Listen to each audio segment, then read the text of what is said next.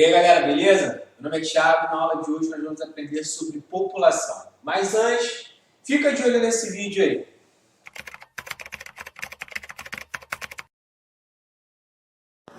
Fala aí pessoal, beleza? Meu nome é Marlon Tavares, eu sou engenheiro químico formado pela UERJ. Hoje eu faço mestrado em engenharia química pela UFRJ e eu estudei aqui na Educarte em 2008, né, faz um tempo já.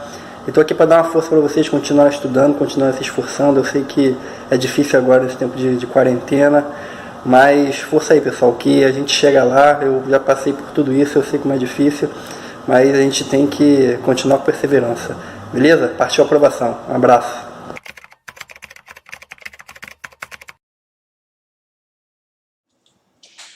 E aí galera, como eu disse na aula de hoje, nós vamos aprender sobre população, sobre as características da população brasileira. Hoje nós vamos aprender se a população brasileira é uma população mais jovem, se é uma população mais idosa, se ela está envelhecendo ou se ela está ficando cada vez mais nova, se ela está rejuvenescendo. Então, nós vamos saber se a população brasileira está concentrada em determinado lugar ou se ela está distribuída de maneira igual pelo nosso território. Mas antes da gente aprender sobre as características da nossa população, que é bastante cobrado na prova da ESA, vamos aprender o que significam alguns conceitos. Esses conceitos demográficos costumam cair na sua prova, são conceitos bem simples, tá? E se você não souber o que significa, você vai acabar errando. Como eu disse, esse tipo de conteúdo é um conteúdo bastante cobrado na prova da ESA, foi cobrado ano passado, e se você souber o que significam esses conceitos, 70% da sua prova de população, 70% das questões sobre população na prova da ESA, você consegue acertar de boa, você consegue fazer tranquilo. Então, olha só, primeiro conceito, natalidade. O que significa natalidade? Número de nascimento. Se eu falo para você que um determinado país possui alta natalidade, porque naquele país tem um grande número de pessoas nascendo ao longo do ano. Se eu falo para você que o Brasil hoje possui baixa natalidade, é porque o número de nascimentos no nosso país vem caindo. E aí vem a pergunta, para você, a taxa de natalidade hoje no nosso país está aumentando ou está diminuindo? O número de nascimentos no Brasil está aumentando ou diminuindo? Você vai responder de maneira correta que a taxa de natalidade no Brasil vem declinando nos últimos anos. Por incrível que pareça, a taxa de natalidade hoje é baixa, quando você compara com 50 anos atrás, com períodos de 50, 60 anos atrás. A taxa de natalidade hoje está caindo, está ficando cada vez mais baixa. Mas por quê? Por que essa taxa de natalidade está em queda? A taxa de natalidade caiu nos últimos anos por alguns motivos básicos, e a prova pode cobrar sobre isso.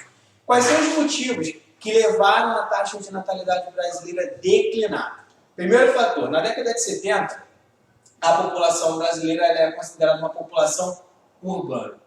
Até a década de 70, a maior parcela da população brasileira vivia no campo. E no campo, o custo de vida é menor do que na cidade. A partir de 1972, mais de 50% da população vive na cidade. E na cidade o custo de vida é mais elevado. Então esse aumento do custo de vida acaba fazendo com que a população deixe de ter mais filhos. Com o custo de vida elevado na grande cidade, a população vai deixando para ter filhos cada vez mais tarde, depois que alcançam uma estabilidade financeira. Então, com isso, a taxa de natalidade começou a cair. Primeiro fator é o aumento do custo de vida nas cidades. Outro fator que contribuiu para a queda da natalidade, a entrada da mulher no mercado de trabalho a partir da década de 70. As mulheres começam a ganhar mais espaço no mercado de trabalho, e aí com isso, o tempo que a família tem para cuidar da criança diminui. E isso entardeceu a taxa de natalidade. Beleza? Outro fator que diminuiu a taxa de natalidade, o número de nascimentos, foi o uso de métodos contraceptivos, como camisinha, pílula anticoncepcional, o DIU. Esses métodos contraceptivos fizeram com que a taxa de natalidade diminuísse. o número de nascimentos começou a cair. Então, para fechar, hoje a taxa de natalidade, o número de nascimentos no país está em queda. A taxa de natalidade brasileira é baixa quando você compara com períodos anteriores. Show de bola? Essa é a primeira questão para você acertar na prova. Taxa de mortalidade, número de óbitos. Em determinados momentos, a taxa de mortalidade era elevada, grande número de óbitos. Hoje, a mortalidade é menor do que há 50 anos atrás. E como que a gente percebe isso? Como que a gente percebe que esse número de óbitos no país vem declinando, vem diminuindo? Pela expectativa de vida. Se você reparar, a expectativa de vida hoje no Brasil é de mais de 70 anos. Se você tem mais idosos no país, se a expectativa de vida vem aumentando, é porque o número de óbitos diminuiu. Além da qualidade de vida ser maior hoje, você tem maior investimento na área da saúde pública, saneamento básico, disponibilidade de água potável, os medicamentos, né? Eles são mais fáceis de você encontrar, de você comprar, estão mais disponíveis. Então, a mortalidade começou a cair e a expectativa de vida começou a aumentar. Então, mortalidade, número de óbitos e a mortalidade do país também vem declinando. Show de bola? Outro conceito, outra taxa demográfica, mortalidade infantil. Mortalidade infantil é o número de óbitos antes de completar 1 ano de idade. A criança nasceu, morreu. Antes de completar 1 ano de idade, ela entra nessa taxa aqui, ó, mortalidade infantil. Em ordem aqui, tá? De maior taxa de mortalidade infantil para menor. Quais são as regiões que possuem maior mortalidade infantil e a região que possui menor? A prova da ESA pode cobrar isso, já que a prova da ESA precisa decorar. Então, a maior mortalidade infantil no Brasil fica no estado de Alagoas, tá? E lá no Nordeste, nós temos a maior mortalidade infantil do país, Nordeste. E aí, seguido pela região do Norte, região Centro-Oeste, Sudeste e Sul. Do maior para o menor, Nordeste é que possui maior mortalidade infantil e a região Sul é a região que possui menor número de óbitos antes de completar 1 ano de idade. Show de bola? Outro conceito, outra taxa demográfica, fecundidade. Fecundidade é o número de filhos por mulher. Se eu falo para você que lá na década de 50 nós tínhamos alta natalidade, um grande número de nascimentos, se a gente dividisse todas aquelas crianças pelo número de mulheres em idade fértil, que aqui no Brasil vai de 15 a 49 anos, lá na década de 50, com alta taxa de natalidade, nós tínhamos muitos filhos por mulheres. Pra vocês terem ideia, na década de 50, 60, nós tínhamos 5 filhos por mulher. Taxa de fecundidade era elevada, 5 filhos por mulher. Hoje, nós temos menos de 2 filhos por mulher. Tranquilo? O que acontece é que a taxa de natalidade, como eu disse, está em queda. Se você tem menos crianças nascendo, consequentemente, a taxa de fecundidade diminui. Já que a taxa de fecundidade é o número de filhos por mulher. Diminuiu a natalidade, consequentemente diminuiu a fecundidade. Show de bola? Tem que levar sempre isso em consideração. Outro conceito, crescimento vegetativo, que pode cair na sua prova como crescimento natural. Crescimento vegetativo, na minha opinião, é o mais chato de você lembrar. Mas não é difícil. Imagina o seguinte, crescimento vegetativo é o que a gente utiliza para medir se o ritmo de crescimento da população está em um ritmo muito elevado de crescimento ou se ela está em um ritmo mais lento. É o crescimento vegetativo. Eu coloquei aqui que é o ritmo de crescimento da população. Se eu falo para você que a população está crescendo em um ritmo muito acelerado, alto crescimento vegetativo, alto ritmo de crescimento. Se eu falo para você que o ritmo de crescimento está lento, a população está crescendo, mas ela está crescendo lentamente, a gente fala que o crescimento vegetativo é baixo.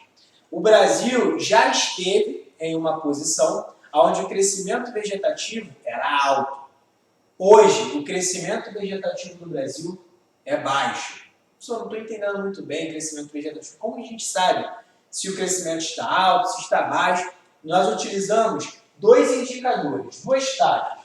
A taxa de natalidade menos a taxa de mortalidade.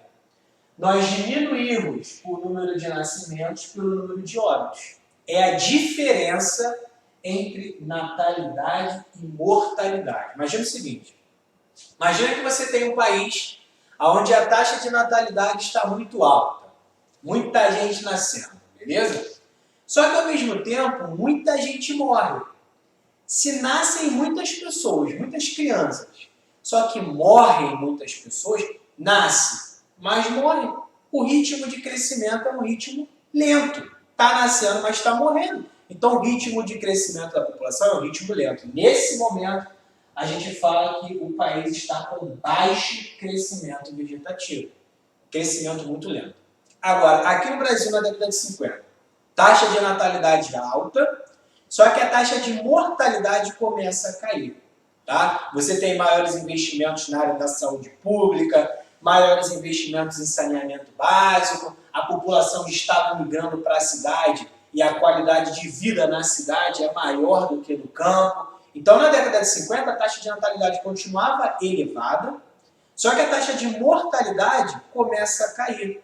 Se você tem muita gente nascendo, mas pouca gente morrendo, o ritmo de crescimento vai ser um ritmo alto ou baixo? Alto. Então, a gente fala que, nesse caso, o país está passando por um alto crescimento vegetativo, por um grande crescimento vegetativo. Hoje, o crescimento vegetativo do Brasil é um crescimento baixo. Por que o crescimento vegetativo do Brasil hoje é baixo? Porque a taxa de natalidade está caindo. Então, o ritmo de crescimento está ficando cada vez mais lento. Show de bola? Pelo amor de Deus, hein? De todas essas taxas aqui, eu quero que você decore pelo menos o crescimento vegetativo. Você tem que entender sobre o crescimento vegetativo. Então, novamente, crescimento vegetativo ou crescimento natural, é a mesma coisa, só muda o nome, é utilizado para medir o ritmo de crescimento da população. E como a gente faz isso? Através da diferença entre natalidade e mortalidade. E o crescimento vegetativo do Brasil hoje é baixo, porque a taxa de natalidade está caindo. Então, por isso já caiu na prova da ESA. Tá? A taxa de natalidade no Brasil está caindo, tem menos pessoas jovens no país, então o Brasil está deixando de ser um país jovem. E como a taxa de mortalidade está em queda e a expectativa de vida está em alta, o Brasil está envelhecendo, está deixando de ser um país jovem para se tornar um país idoso. Show de bola? Outra taxa, crescimento populacional. O crescimento populacional ele é mais abrangente em relação ao crescimento vegetativo. Tá? O crescimento vegetativo ele vai ser usado para medir a taxa de natalidade e a taxa de mortalidade. O crescimento populacional ele é mais abrangente. Além de você levar em consideração o crescimento vegetativo, você vai adicionar aí a taxa migratória. Você vai colocar aí se tem muitas pessoas entrando e se tem muitas pessoas saindo. O saldo migratório. Se é um saldo positivo, se é um saldo negativo, tranquilo? Então, o crescimento populacional é mais abrangente. Ele vai levar em consideração a taxa de natalidade, mortalidade e a entrada ou saída de pessoas no país. Não pode confundir crescimento vegetativo com crescimento populacional. Show de bola? Vamos passar para outros conceitos. Conceito da densidade demográfica, ou pode cair na sua prova como população relativa. Nós temos população relativa e população absoluta. Pelo próprio nome, população absoluta, você já sabe que população absoluta é a população total do país, absoluta. Se eu falo para você que aqui no Brasil, hoje, nós temos mais de 200 milhões de habitantes, a população absoluta do nosso país, população total, ela é numerosa, mais de 200 milhões. O Brasil está entre as 10 maiores populações do mundo. Então, o Brasil é um país muito populoso. Tranquilo? Uma grande população absoluta. Só que quando você pega essa população total e divide pela área do país, são mais de 8 milhões de quilômetros quadrados no nosso país. Então, quando você pega essa população e divide pela área, o que acontece é que você tem um espaço muito grande entre uma pessoa e outra. É como se você tivesse poucas pessoas por quilômetro quadrado, justamente por conta da dimensão do nosso território.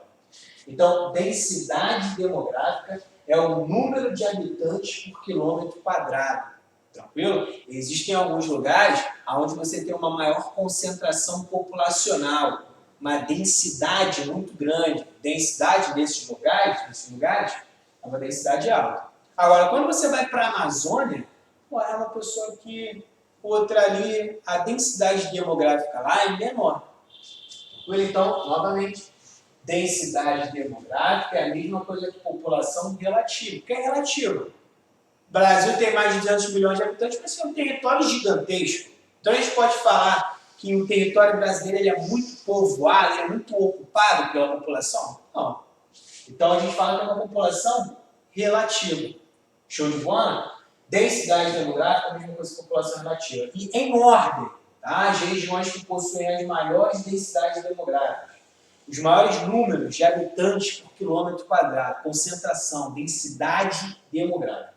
Em primeiro lugar, região sudeste. A região sudeste é a região que tem a maior densidade demográfica, maior número de habitantes por quilômetro quadrado. E na região sudeste, o estado do Rio de Janeiro, tá? O estado do Rio de Janeiro é o estado que tem a maior concentração por quilômetro quadrado, maior densidade demográfica. São mais de 240 habitantes por quilômetro quadrado. E é muita coisa.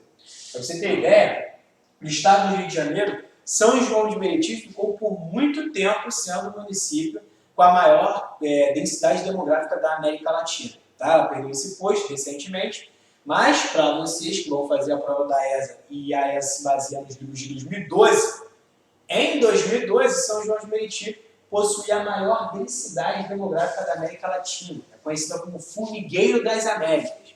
É o maior número de habitantes por quilômetro quadrado de toda a América Latina. Então, Sudeste com uma maior densidade demográfica. Em segundo lugar, região Sul. Terceiro lugar, Nordeste. Quarto lugar, Centro-Oeste. Quinto lugar, região Norte. Tem que lembrar dessa ordem em relação à densidade demográfica. Tranquilo? E em relação à população absoluta, aquela população total, você tem Roraima sendo o estado menos populoso, tá? Roraima, lá na região norte, é o estado menos populoso, e São Paulo tem a maior população do país. Tá? São Paulo, o mais populoso. Em ordem das regiões, primeiro lugar, em relação à população total, população absoluta. Região Sudeste é a região mais populosa, novamente.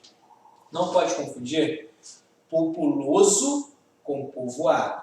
Povoado é densidade demográfica. Povoado é número de habitantes por quilômetro quadrado. Tá? O Brasil ele não é densamente povoado, porque o território é gigantesco. E a densidade demográfica do Brasil é baixa. Agora, o Brasil é populoso. Populoso é a população total, absoluta. Então, o Brasil é populoso, mas ele não é densamente povoado. Leve isso para a prova, que isso é pegadinha e isso vai cair. Tranquilo? Em relação a IDH, o Índice de Desenvolvimento Humano, a prova da ESA já cobrou isso 2 vezes. Tá? E as 2 vezes eles cobraram a mesma coisa. Tanto é que quando eu coloco esse tipo de questão em lista de exercícios, os alunos, professor, mas você repetiu a pergunta aqui. Lê novamente. É a mesma coisa, só muda uma palavra ou outra. E a ESA cobrou isso quase que 2 anos seguidos. Então, olha só. IDH é o Índice de Desenvolvimento Humano. É diferente de PIB. PIB a gente vai estudar na aula de indústria, mas só para você ter uma ideia. PIB, Produto Interno Bruto, é a soma de todas as riquezas geradas no país entre os 3 setores da economia. Tá? Pelos 3 setores da economia. O primeiro setor é o setor da agropecuária. Segundo setor da indústria. E terceiro setor da economia é o setor da prestação de serviços. Tudo que é produzido e gerado, toda a riqueza que é produzida nesses 3 setores vão gerar o PIB. Produto Interno Bruto, tudo aquilo que foi gerado. E o Brasil tem um dos maiores PIBs do mundo. Pra você ter ideia, o Brasil hoje está entre as 10 maiores economias do mundo, entre os 10 maiores PIBs do mundo. Show de bola? Só que o PIB, ele não necessariamente vai refletir a qualidade de vida da população. O Brasil é um país, como eu disse, um dos 10 mais ricos do mundo, mas você não consegue perceber essa riqueza ao longo do seu dia a dia. Você não consegue perceber essa nona economia mundial, que é o Brasil hoje, nona economia mundial, quando você vai procurar uma saúde pública. Você vai procurar um hospital público, você vê toda essa riqueza. Quando você pega um transporte público, um transporte coletivo, você não vê essa nona economia mundial. Quando você vai para o seu colégio público, se é para onde você estuda, você não vê essa nona economia mundial. PIB não necessariamente te mostra a qualidade de vida, vai te mostrar a riqueza. Agora, o que nós utilizamos para medir, para mostrar a qualidade de vida é o IDH. E como nós fazemos isso? O IDH é medido a partir de 3 indicadores. Quais são os indicadores? Expectativa de vida ao nascer, nível de escolaridade da população e o PIB per capita. Então, coloquei aqui, ó, expectativa de vida ao nascer, nível de instrução, que é a mesma coisa que nível de escolaridade.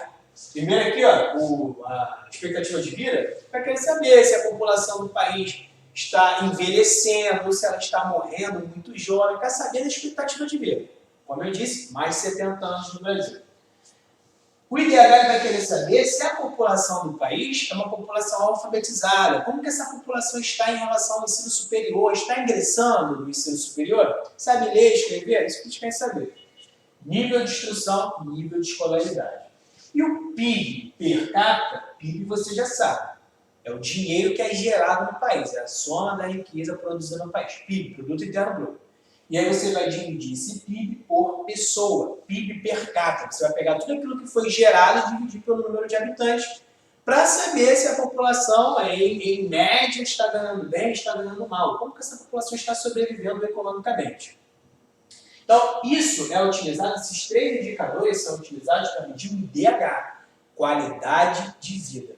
Tranquilo? E aqui no Brasil, os maiores em relação ao IDH. Os maiores IDHs no Brasil eram Distrito Federal e Santa Catarina, isso em 2010, tá? São Paulo hoje, 2020, São Paulo hoje superou Santa Catarina. Mas para você que vai fazer a prova da ESA, vai ter que se basear nos dados de 2010, tranquilo? Então, para vocês, maior IDH, maior qualidade de vida, fica no Distrito Federal, ainda hoje.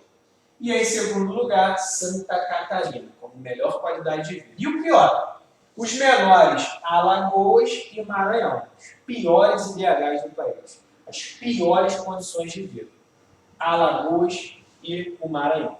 Tranquilo? Sempre que falar de IDH, você tem que lembrar desses indicadores aqui, porque foi isso que a prova cobrou. Tá? Vamos lá, outros conceitos, coeficiente de Gini. O IDH, como eu falei, ele é usado para medir a qualidade de vida com base em 3 indicadores e um desses indicadores é o PIB per capita. Como eu disse, PIB per capita, ele vai dividir a riqueza do país pelo número de habitantes. Para você ter ideia, aqui no Brasil, cada habitante no Brasil iria receber mais de 10 mil reais por mês. Se você fosse dividir toda a riqueza que o país gerou pelo número de habitantes, cada um iria receber mais de 10 mil reais por mês. Só que não é isso que acontece, né? A gente sabe que não é todo mundo que ganha 10 mil reais por mês. O salário não chega a isso. Então você tem pessoas que ganham muito, enquanto a maior parcela da população sobrevive com pouco. E isso mostra que aqui no nosso Brasil nós temos uma grande concentração de renda. A renda no Brasil ela é concentrada na mão de poucas pessoas. Poucas pessoas recebem muito, está concentrado ali, poucas pessoas recebendo muito, enquanto a maioria recebe pouco. E como que a gente qual é o indicador que a gente vai utilizar para medir essa concentração de renda? Coeficiente de Gini. O coeficiente de Gini é um indicador que será utilizado para medir o grau de desigualdade de renda no país. O Brasil é um país com fortes concentrações de renda, fortes desigualdades de renda. Show de bola? Um outro indicador, população economicamente ativa, a PEA. População economicamente ativa é aquela população que participa do mercado de trabalho. É aquela pessoa que está trabalhando, está gerando riqueza. Tranquilo? A maior parcela dessa população que trabalha, gera riqueza, é a população adulta. A maior parte que trabalha são os adultos. Aqui no Brasil, os adultos são acima de 19 anos. A gente considera adulto a população acima de 19 anos. Só que a população que trabalha, nem toda a população que trabalha está classificada como adulta ainda. Nós temos muitos jovens trabalhando hoje no país e desenvolvendo a nossa economia. Então, aqui, a população economicamente ativa no Brasil, ela passa a ser considerada as pessoas que já estão acima de 10 anos. Acima de 10 anos, a criança ela já está trabalhando, já está gerando riqueza, ela já entra aqui nessa expectativa, nesse conceito de população economicamente ativa. Acima de 10 anos já está inserido na PEA. Tranquilo? Coloquei aqui, ó, pessoas acima de 10 anos de idade que participam do mercado de trabalho. E aí, em relação aos homens e mulheres e aos setores econômicos. Quem trabalha mais? O homem? Quem está mais inserido no mercado de trabalho? Vamos colocar assim. Quem está mais inserido no mercado de trabalho? O homem ou a mulher? E em qual setor da economia? Então, coloquei aqui, ó.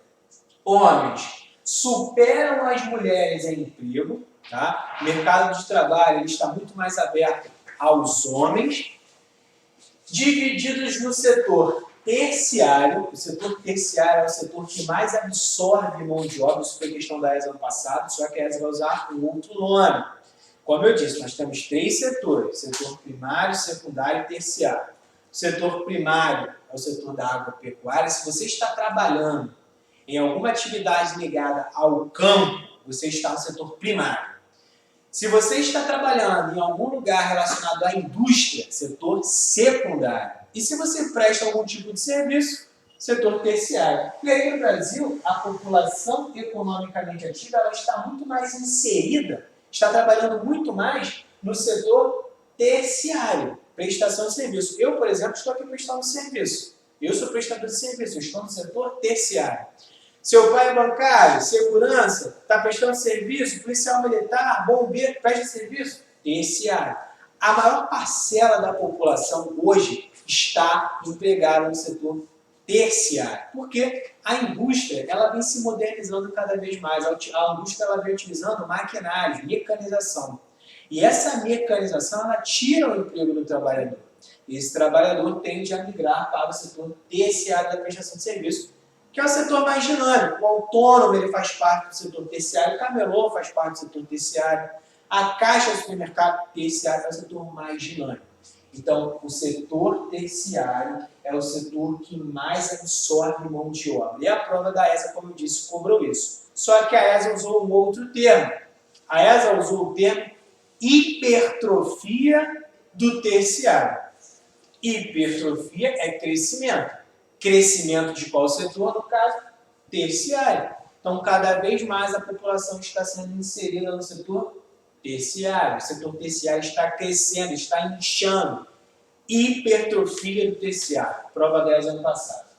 Em segundo lugar, em questão de absorção de mão de obra, setor secundário. E o setor que menos emprega trabalhador, menos emprega mão de obra, é o setor primário. Tranquilo? Então lembra sempre dessa ordem, homens superando as mulheres em mão de obra empregada. Tranquilo? Janela demográfica, que pode cair na sua prova com outro nome. Janela demográfica, esse conceito pode cair como bônus demográfico. O que é o bônus demográfico ou a janela demográfica? Existe um período na história do país onde a maior parcela da população é a população que trabalha.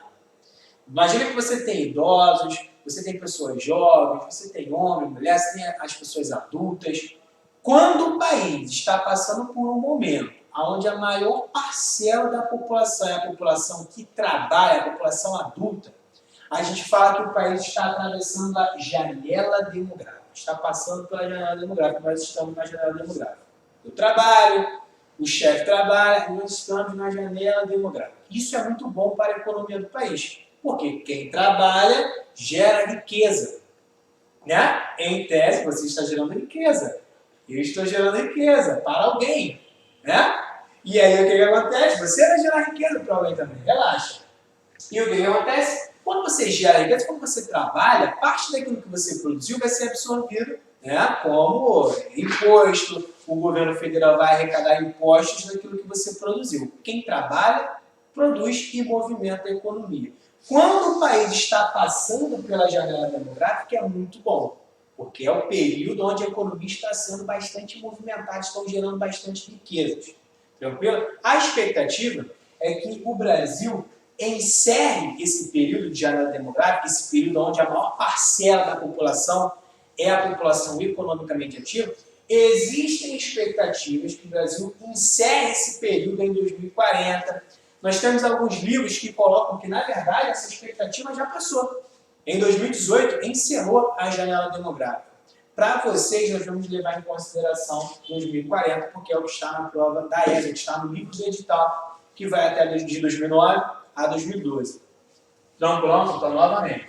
Janela demográfica é a mesma coisa que bônus demográfico, e é o período da história onde a maior parcela da população é a população economicamente ativa, a pé. Coloquei aqui, ó, só para a gente fechar. Quando a maior parcela da população de um país faz parte da PEA, população economicamente ativa. Você viu aqui em cima que a PEA é a população que já está trabalhando acima de 10 anos. Tranquilo? Acelerando o desenvolvimento econômico.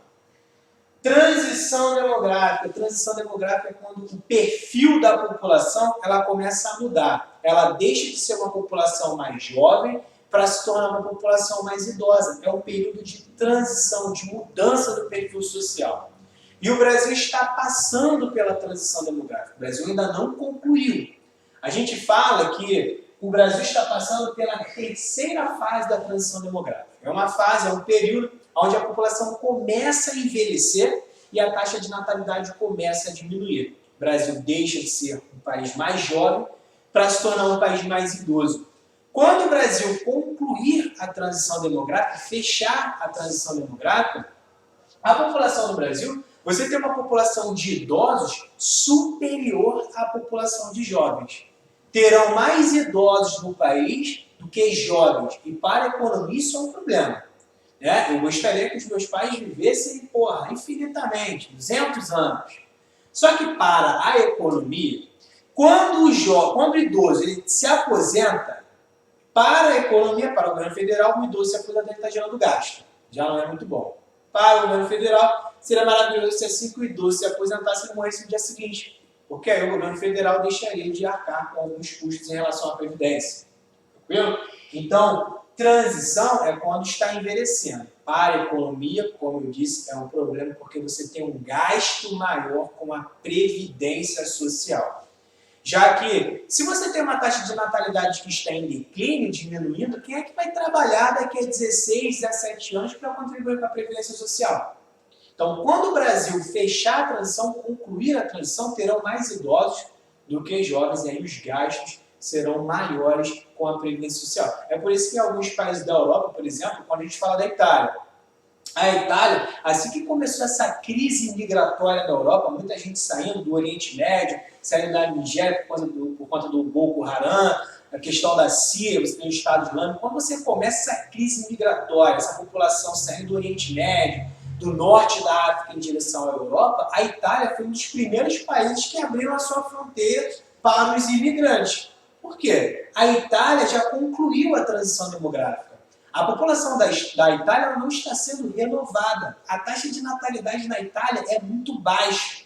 A taxa de natalidade na Itália é baixa por quê? Custo de vida elevado, o número de mulheres empregadas é muito superior ao do Brasil, a expectativa de vida lá é muito alta, beleza. Só que o custo de vida acaba sendo mais elevado. Como eu disse, métodos contraceptivos possuem maior disponibilidade na Itália do que aqui no Brasil. Isso faz com que a taxa de natalidade lá na Itália seja muito baixa. Tranquilo? E aí a Itália foi um dos primeiros países aí a receber os imigrantes. O Brasil tende a passar por isso por volta de 2040, 2060. Será um momento onde a população total do país vai começar a diminuir. E outra coisa, não pode errar isso em prova. O que acontece é o seguinte, o que está diminuindo não é o tamanho da população brasileira. Não pode levar isso em consideração. A população do Brasil ela está aumentando. Hoje, como eu disse, são mais de 200 milhões de habitantes. Ano que vem terão mais habitantes, a população vai aumentar ano que vem. O que diminuiu foi o ritmo desse crescimento. Antes estava crescendo de uma forma muito mais acelerada. Hoje, o que diminuiu foi o ritmo de crescimento. A expectativa é que por volta de 2040, 60, a população total, aí sim vai começar a diminuir. Porque aí os idosos começaram a morrer e não terão muitas pessoas nascendo. Então vão morrer mais jovens do que nascer pessoas. A população total vai começar a diminuir, mas aí é quando o Brasil concluir a transição demográfica. Show de bola? Quanto tempo eu tenho, chefe? 15? Show de bola. Então vamos lá. População brasileira, essa nação maravilhosa. Vamos conhecer um pouquinho sobre as características dessa população maravilhosa, dessa nação. Beleza? Vamos lá. Coloquei aqui crescimento populacional no Brasil. E o que acontece é o seguinte, o Brasil passou por 3 momentos de crescimento populacional. Existiram alguns momentos, alguns períodos onde a população cresceu de uma maneira mais lenta, um crescimento vegetativo baixo. Em um segundo momento, a população brasileira ela deu um salto. Houve uma explosão demográfica, crescimento vegetativo alto, acelerado.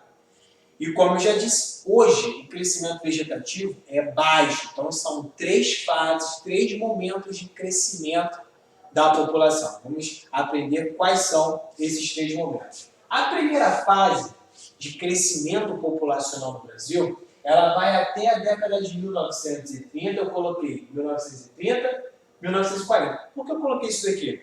Porque, como você sabe, a prova da ESA cobram 3 autores, Lígia Terra, Stack de Sene e o Magnoni.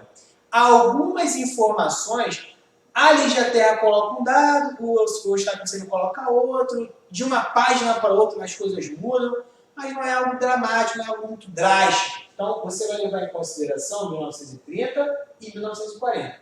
Ou então, início do século XX.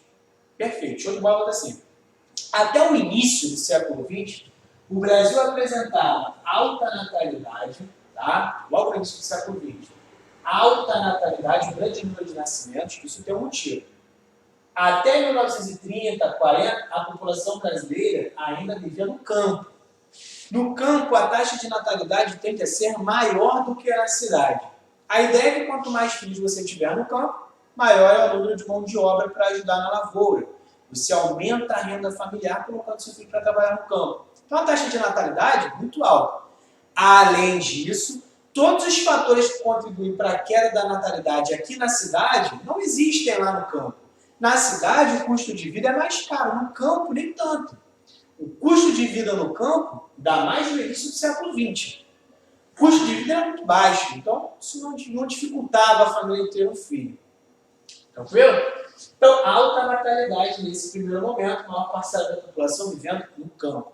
Só que o investimento na área da saúde, o investimento na área do saneamento básico, disponibilidade de água potável, disponibilidade de medicamentos ainda era muito precário. Com isso, a taxa de mortalidade era elevada. Nascia muita gente, mas morria muita gente. Se você tem muita gente nascendo, mas também tem muita gente morrendo, o ritmo de crescimento é um ritmo muito baixo. Baixo crescimento vegetativo. Então eu coloquei aqui baixo crescimento vegetativo e o país ainda era agrário. Tranquilo? As condições de vida, a qualidade de vida no campo são mais precárias. Isso fazia com que a taxa de mortalidade caísse, aumentasse, né? Fosse alta mortalidade. Show de bola, essa é a primeira fase. Vamos para a segunda fase, que é a fase mais falada em prova, mais cobrada em prova. Segunda fase vai da década de 30, 40 até meados da década de 60, 70. Como se fosse em meados do século 20. Vamos colocar assim. Nesse momento, na segunda fase de crescimento populacional no Brasil, você teve uma manutenção das altas natalidades. Quando a prova da ESA usar esse termo, manutenção, sempre que a prova falar manutenção é a mesma coisa que continuação. Manutenção te dá a ideia de continuidade. Então, quando a prova falar que em meados do século XX, entre 40 e 60, o Brasil apresentava uma manutenção das altas natalidades, ele quer dizer que no Brasil você continuou tendo alta taxa de natalidade. Tranquilo? Altas natalidades, muita gente nascendo. Só que agora, como a população está migrando para a cidade em busca de trabalho, a indústria começa a bombar na cidade e a população vai em busca de trabalho, com essa população migrando para a cidade, a qualidade de vida na área urbana é maior. A qualidade de vida na cidade é melhor. Isso fez com que a taxa de mortalidade começasse a cair. Então, nessa segunda fase, muita gente nascendo e pouca gente morrendo. Se nascem muitas pessoas, mas morrem poucas, o ritmo de crescimento é um ritmo muito acelerado. Tanto que nós vamos chamar esse período de explosão demográfica.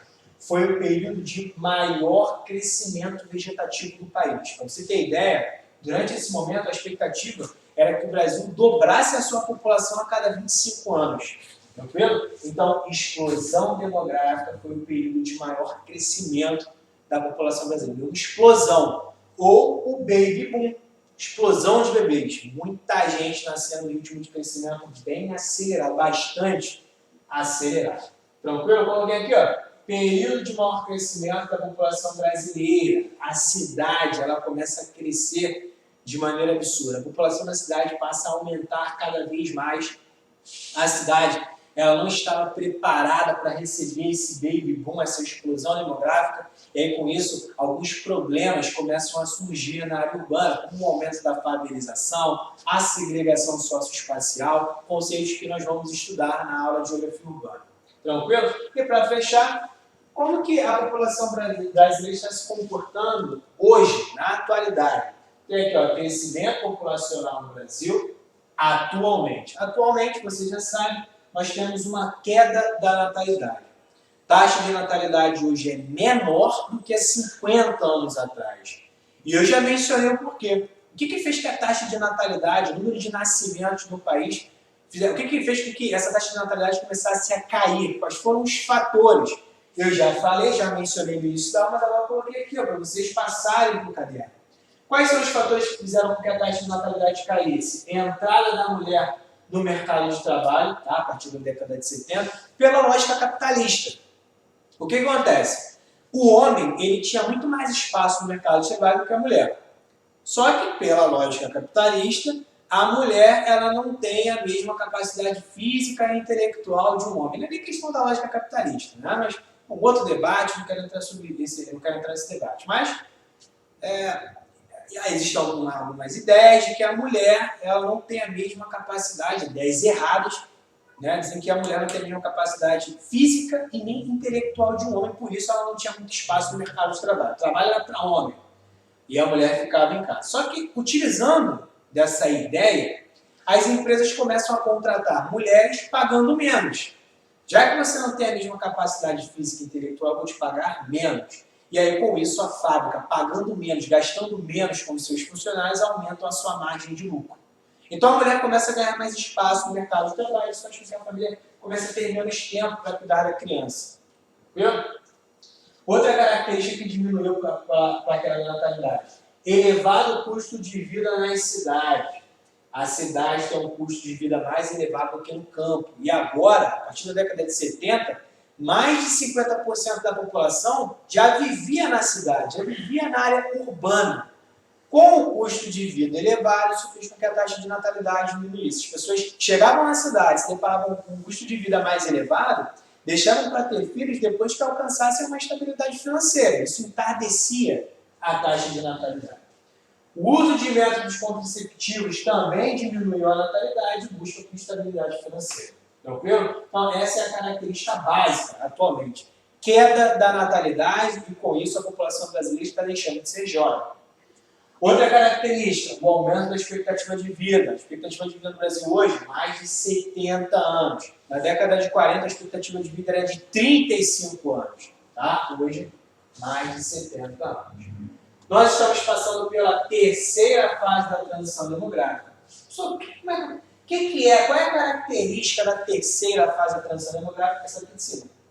Queda da natalidade, tá? E o aumento da expectativa de vida.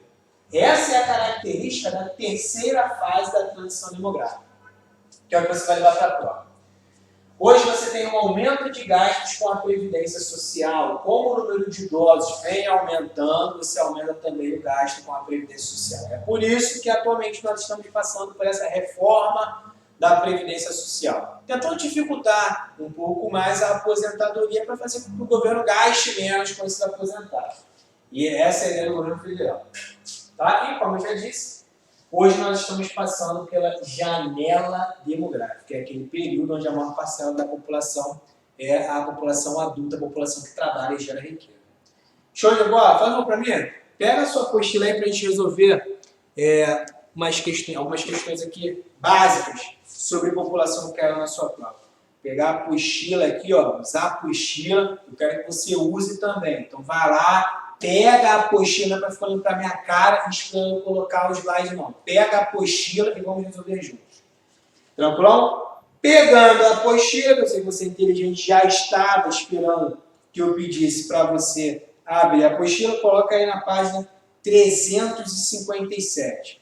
Você vai pegar a apostila e vai colocar na página 357. Show de bola? Quando você chegar na página 357, vamos aqui na questão de número 3, questão da ESA, beleza? Questão número 3, página 357. A questão número 3 diz o seguinte: sobre a atual dinâmica demográfica brasileira, aqui, ó, atual dinâmica demográfica, que a gente acabou de ver. Assinale a afirmativa correta. O que está acontecendo hoje com a população brasileira? Alternativa A: o Brasil está deixando de ser um país jovem? Porra, tua aula inteira falando sobre isso. A taxa de natalidade está em queda. Então, o número de jovens vem diminuindo. E, ao mesmo tempo, a expectativa de vida vem aumentando. Como eu disse, o Brasil está na terceira fase da transição demográfica. O Brasil está envelhecendo. Por que o Brasil está envelhecendo? Porque a taxa de natalidade está em queda e a mortalidade também, o que faz com que a expectativa de vida aumente. Então, o Brasil está deixando de ser um país jovem? Correto, está. Porque a taxa de natalidade está em queda, menos pessoas estão nascendo. Então, consequentemente, tem menos jovens no país hoje. Tranquilo? Mas vamos observar, vamos olhar as outras alternativas para ver se tudo está tranquilo, né? Se as outras estão erradas. Já que a está correta, vamos ver se as outras estão erradas.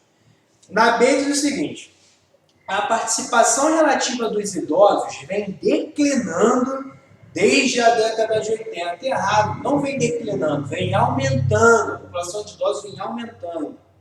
C. O crescimento vegetativo, o ritmo de crescimento da população, compreendido entre 1940 e 70, não foi afetado pela redução da mortalidade. Aqui, ó, a gente acabou de ver isso aqui. Período de explosão demográfica não foi afetado pela redução da mortalidade. Aqui, ó, você teve uma queda da mortalidade nessa segunda fase, a fase da explosão demográfica. Tranquilo? Então você teve sim uma queda muito causada por conta dessa redução da mortalidade. D. A migração é um dos fatores de maior impacto na composição atual da estrutura etária do Brasil? Não, o que ele está querendo dizer é o seguinte: a migração ela é a principal responsável hoje pelo Brasil apresentar essa característica mais velha, mais idosa. Não. O principal fator, na verdade, é essa queda da mortalidade aqui. Esse investimento na área da saúde, essa qualidade de vida mais elevada na cidade, uma taxa de entrada ou saída de pessoas no país. E a ECO, a taxa de mortalidade infantil equipara-se à dos padrões do conjunto dos países desenvolvidos? Não. A taxa de mortalidade infantil está em queda, mas não tem como você comparar a mortalidade infantil do Brasil com um país como a Suíça, por exemplo. Aqui no Brasil, em média, cada 1.000 crianças que nascem, 16 vão morrer antes de completar 1 ano de idade. Agora, países como a Suíça, Finlândia, nesses países, a cada 1.000 crianças que nascem, 3 vão morrer. Apenas 3 vão morrer antes de completar 1 ano de idade. Então, questão número 3, resposta certa, alfa. Dá para fazer mais uma? Como é que tá aí? Dá? Mais uma então. Questão número 4. Questão número 4.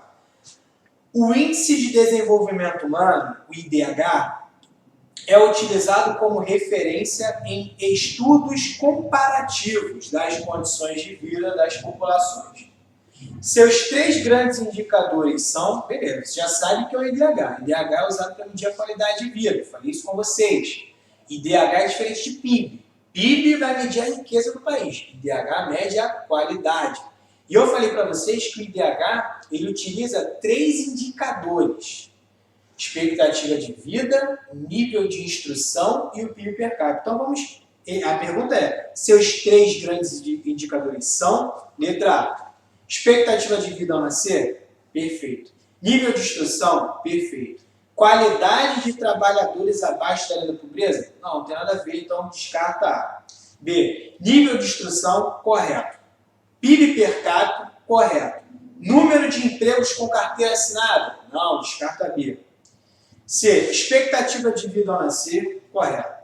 PIB per capita? Correto. E quantidade de trabalhadores domésticos, é isso que vai usar para medir a qualidade de vida? Não, descarta C. D, PIB per capita? Correto. Nível de instrução? Correto. E taxa de fecundidade, número de filhos por mulher, isso é utilizado para medir a qualidade de vida? Não, descarta D. E a ECO, expectativa de vida ao nascer? Correto. Nível de instrução, né, ou nível de escolaridade? Correto. E PIB per capita, a resposta certa é tranquilão? Galera, semana que vem a gente encerra esse conteúdo, resolve aí o restante das questões. Eu vou colocar o slide lá para vocês no Google, vocês entrem, coloquem esse conteúdo no caderno para na próxima aula só acompanhar, beleza? Obrigado pela companhia, até semana que vem, tamo junto, abraço.